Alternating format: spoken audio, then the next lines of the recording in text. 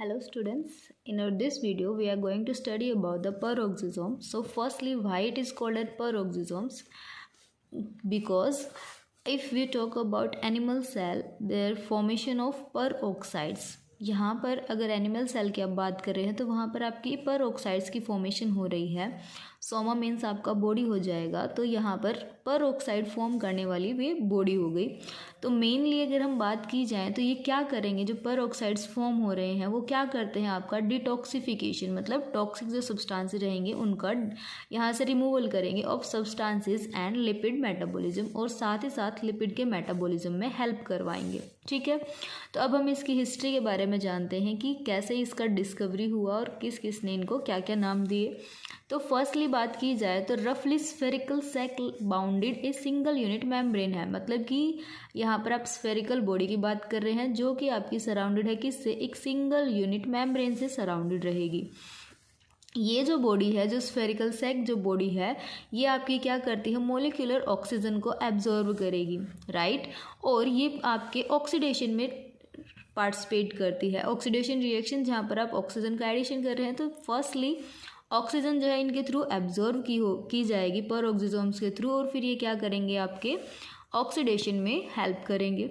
तो ये जो सबसे पहले ये चीज़ ऑब्जर्व की गई कि कोई भी सेल है उसके अंदर कोई ऐसी स्ट्रक्चर आपको ऑब्जर्व हुई जिसने ऑक्सीडेशन किया, तो उन्होंने इसको नाम क्या दे दिया, और किसने सबसे पहले इसको ऑब्जर्व किया था, जे रोडी ने. ठीक है, जे रोडी ने 1954 में माउस सेल के अंदर इसको ऑब्जर्व किया, और फिर उन्होंने क्या कहा कि ये आपकी क्या है, माइक्रो बॉडीज़ हैं, छोटी बॉडीज़ हैं जो क्या कर रही हैं, ऑक्सीडेशन का काम कर रही हैं. उसके बाद उनकी जो स्टडी थी उसी को बेस रखते हुए CD ड्यूवेनिन और P बैंधुइन ने क्या किया, 1966 में इसको फेवर किया, और फेवर करने के बाद उन्होंने इस बॉडी के अंदर बहुत सारे hydrogen peroxide producing oxidase enzyme यहाँ देखे. दूसरा, हाइड्रोजन पर ऑक्सीडाइज हाइड्रोलाइजिंग, साथ ही साथ डिग्रेडिंग एंजाइम्स यहाँ पर देखे कि बॉडी के अंदर मान लिया जाए कि आपका यहाँ पर हाइड्रोजन पेरोक्साइड तो फॉर्म हो रहा है, लेकिन ये प्रोड्यूस अगर हुआ तो बॉडी के लिए क्या करेगा, ये टॉक्सिसिटी कॉज करेगा. तो उस टॉक्सिसिटी को डिक्रीज करने के लिए यहाँ पर उसको डिग्रेड करने वाले एंजाइम भी ऑब्जर्व किए गए, दैट इज़ कैटालेज एंजाइम देखा गया. तो फिर उन्होंने क्या कहा कि इस बॉडी के अंदर भाई बहुत सारे आपके हाइड्रोलाइजिंग एंजाइम्स भी हैं और डिग्रेडिंग एंजाइम्स भी हैं, तो उस वजह से उन्होंने इसका नाम माइक्रोबॉडी से रिप्लेस करके क्या रख दिया, पेरोक्सिसोम्स, क्योंकि यहाँ पर पेरोक्साइड फॉर्म हो रहे हैं. ठीक है, तो अगर हम इनकी बात करते हैं अक्रेंस के बारे में, तो जो ये इनकी पेरोक्सिसोम्स है वो मेनली आपको कहाँ पर मिलेंगे, जब हम अक्रेंस की बात कर रहे हैं तो ये आपको प्लांट सेल्स में भी देखने को मिलेंगे और आपको ये एनिमल सेल में भी देखने को मिलेंगे. तो अगर प्लांट की आप बात करते हैं तो प्लांट के अंदर ये जो फोटोसिंथेटिक जो सेल्स रहेंगी, फोटोसिंथेटिक जो रीजन रहेंगे आपके, वहाँ पर ये आपको देखने को मिलेंगे. ठीक है, फोटोसिंथेटिक जितनी भी सेल रहेंगी वहाँ पर आपको ये ऑब्जर्व होंगे. एनिमल्स की अगर आप बात करते हैं तो एनिमल्स में मोस्टली ये आपको लीवर और किडनी रीजन में देखने को मिलेंगी. ठीक है, लीवर और किडनी रीजन जो रहेगा वहाँ पर आपको देखने को मिलेंगी, लेकिन प्लांट के अंदर जो भी आपके फोटोसिंथेटिक जो रीजन रहेंगे वहाँ पर ये ऑब्जर्व होंगे आपको अच्छे से. तो this is occurrence of peroxisomes. Next, अगर हम इनके नंबर की बात करते हैं कि किसी एक सेल के अंदर इनका नंबर कितना हो सकता है, यहाँ पर इनका नंबर 70 to 100 तक हो सकता है. क्यों हो सकता है, क्योंकि ये क्या है, आपकी स्मॉल साइज़ की है. स्मॉल साइज जितना होगा उतना ही नंबर ज़्यादा होगा. तो यहाँ पर इनका साइज़ बहुत स्मॉल होने की वजह से एक पर्टिकुलर सेल के अंदर 70 to 100 आपको यहाँ पर पेरोक्सिसोम्स ऑब्जर्व हो सकते हैं. Now if you talk about the structure, तो स्ट्रक्चर की बात की जाए तो अभी हमने बताया मेम्ब्रेन सिंगल यूनिट मेम्ब्रेन से सराउंडेड रहेंगे, साथ ही हाईली डायनेमिक है. डायनेमिक का मतलब अपनी जो शेप है उसको चेंज करेंगे, किस अकॉर्डिंग ये अपना शेप एंड साइज चेंज कर रहे हैं, जो पर्टिकुलर सेल के अंदर ये प्रेजेंट है उसी के अकॉर्डिंग ये अपना शेप एंड साइज चेंज कर रहे हैं. जैसे कि स्फेरिकल भी हो सकते हैं, ट्यूबुलर भी हो सकता है, और क्यूबिक स्ट्रक्चर भी इनकी हो सकती है. दूसरा, लिमिटिंग मेम्ब्रेन यहाँ प्रेजेंट रहेगी जो किससे बनी हुई है, लिपिड एंड प्रोटीन मॉलिक्यूल से. डायमीटर की बात की जाए, मतलब जो ये आप सैक लाइक जो स्ट्रक्चर देख रहे हैं, अगर हम इसकी डायमीटर की बात करते हैं तो ये डायमीटर आपको बहुत ही small, that is 0.2 to 1.2 micrometre रहेगा. ठीक है, तो जो कि आपका बहुत स्मॉल है। मेम्ब्रेन की थिकनेस यहाँ पर आपकी कितनी रहेगी 6 नैनोमीटर, और यहाँ पर आप कह सकते हैं 0.6 to 0.7 nanometre, that is width.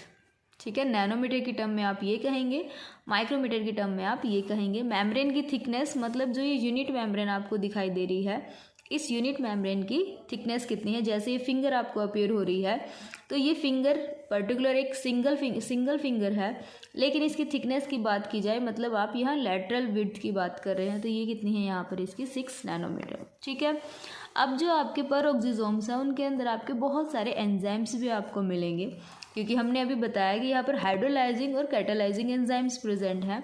तो सबसे पहले यहाँ पर आपके मेनली 2 एंजाइम्स रहेंगे। First one is your oxidase and second one is your catalase. अगर हम बात करते हैं ऑक्सीडेज एंजाइम्स की, तो ऑक्सीडेज जो एंजाइम है उनमें आपके आ सकते हैं यूरिक एसिड ऑक्सीडेज हो सकता है, या फिर डी एमिनो ऑक्सीडेज हो सकता है।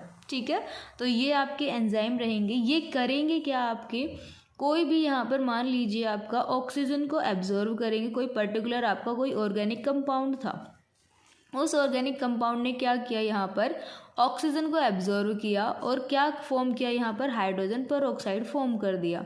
हाइड्रोजन पर ऑक्साइड की जो फॉर्मेशन हुई वो किस वजह से हुई है, यहाँ पर ऑक्सीडेज की वजह से हुई है। ठीक है, अब ये हाइड्रोजन पर ऑक्साइड अगर हमारी बॉडी में फॉर्म होने लगेगा तो हमारी बॉडी के अंदर टॉक्सिसिटी इंक्रीज कर जाएगी। तो उस टॉक्सिसिटी को डिक्रीज अगर हमें करना है तो हमें दूसरे एंजाइम की नीड रहेगी, दैट इज कैटालेज एंजाइम। तो अब यहाँ पर कौन आ जाएंगे, कैटालेज एंजाइम। कैटालेज नाम से क्या पता चल रहा है, कैटालिसिस परफॉर्म करना है इन्हें। तो ये क्या कर देते हैं, हाइड्रोजन पेरोक्साइड जो बॉडी के अंदर फॉर्म हुआ होगा through oxidase enzyme, that will be catalysed by catalase enzyme, and वो इसको कन्वर्ट कर देगा वाटर में। ठीक है, ये कन्वर्ट हो जाएगा वाटर प्लस ऑक्सीजन, जो कि बाय प्रोडक्ट हो जाएगा, और हमारी बॉडी जो है उसे यूज़ कर लेगी। ठीक है, तो इस तरीके से ये जो है आपके पेरोक्सिसोम्स जो है ये एंजाइम्स को कंटेन करेंगे, दैट इज़ कंपोजिशन।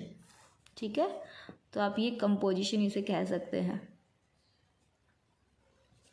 नेक्स्ट अगर आप बात करते हैं कि जो पेरोक्सिसोम्स है इनका ओरिजिन कैसे हुआ, तो ओरिजिन की अगर बात कर रहे हैं तो ओरिजिन जो है पेरोक्सिसोम्स का वो किसके थ्रू हुआ है, क्योंकि हमने क्या कहा कि इनकी जो मेम्ब्रेन है वो किससे बनी हुई है, आपकी लिपिड एंड प्रोटीन से।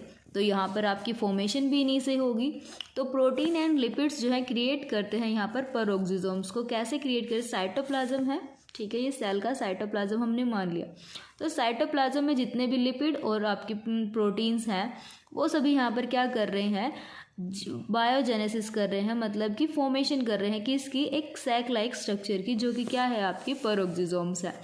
अब यहाँ पर जब बायोजेनेसिस होगी बहुत सारे प्रोटीन्स के थ्रू, तो वो प्रोटीन आप किसकी फॉर्मेशन करेंगे, पेरोक्सिन्स की फॉर्मेशन करेंगे। अब पेरोक्सिन्स जो साइज़ है, शुरुआत में बात की जाए तो लिपिड प्रोटीन जितने आए वो बहुत कम साइज़ में रहे होंगे, तो इस वजह से जो वैक्यूल आपकी जो सैक लाइक स्ट्रक्चर आपकी फॉर्म हुई वो कैसी है, बहुत ही स्मॉल है। लेकिन जैसे जैसे प्रोटीन का और लिपिड का इनफ्लक्स इस सेल के अंदर होता हुआ जाएगा, इस सैक में होता हुआ जाएगा, तो इसका साइज़ क्या हो जाएगा, बहुत लार्ज हो जाएगा। अब जब ये अपना प्रॉपर ग्रोथ अटेन कर लेगी तो उसके बाद इसमें क्या होने लगेंगे, डिवीज़न होने लगेंगे, और बहुत सारे आपके पेरोक्सिसोम्स एक सेल के अंदर फॉर्म हो जाएंगे। ठीक है, तो this is your origin of peroxisomes. So next video will be about the functions of peroxisome. This is all about this video. Okay.